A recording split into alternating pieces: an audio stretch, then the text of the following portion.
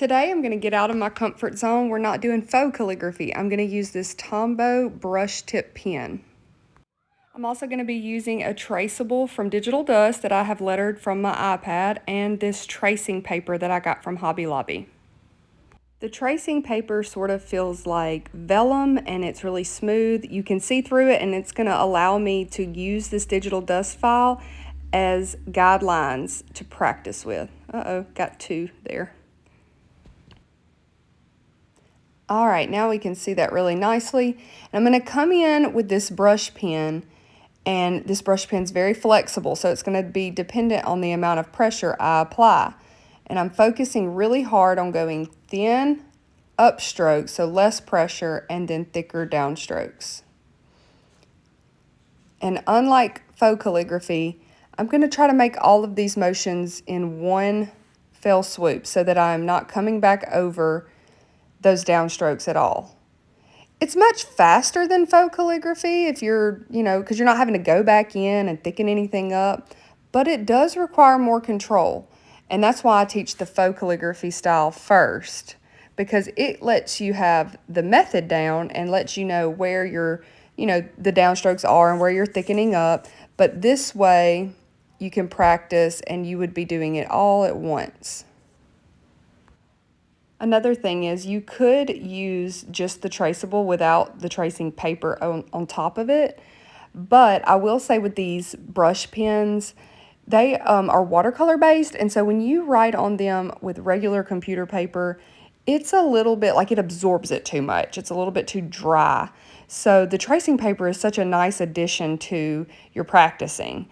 And plus that you get one printout and it's going to last you a lot longer because you're able to use tracing paper on top of it over and over.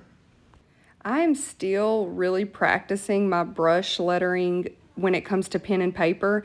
Now I created these Digital Dust files on my iPad, so that brush pen in the Procreate app is totally different than whenever you have real pen and paper. So I feel like I've kind of conquered the iPad lettering, but when it comes to this, I am still practicing right along with you guys. So, even like that R, I'm not thrilled with it, but if I did not have the guidelines underneath it, there's no way I could do it just completely on my own. The traceable really is guiding me on, okay, here I need to be thicker, here I need to be lighter. And so just getting that control down with the brush pen, it is so helpful to have a design underneath to follow. And you're not having to think too hard about how do I lay out this Bible verse or phrase. You can just grab a pen and jump right into practicing without any forethought. I'll put a link in the description of this video where you can get this traceable for free. Sorry, I covered up that right there. Oops. The camera is not going to show me lettering these very well. I might need to speed this up real quick. Actually, I went to speed it up and realized it gets better, so I didn't have to do that. So back to what I was saying, I'll put a link to this traceable. If you want to grab it for free, you can click the link in the description. I also have an Etsy shop that is full of traceables. These traceables are not just for pen and paper. I talked about the Procreate app before. If you're more into digital lettering, then you can, once it's downloaded, you can pull it into Procreate on your iPad and use your Apple Pencil to trace over in a new layer. So you're like practicing your digital lettering, plus you could print out and practice brush lettering on pen and paper. So it's very versatile. I'll add a link to that Etsy shop as well so that you can kind of look around and see if there's any other designs you'd like to play around practicing with. Now, I can't let this video get away without talking about the Bible verse we're lettering. Now it says, whether you eat or drink, do all to the glory of God. But one thing I wanted to point out was that for years I thought you had to do something really big with your life if you were going to glorify God.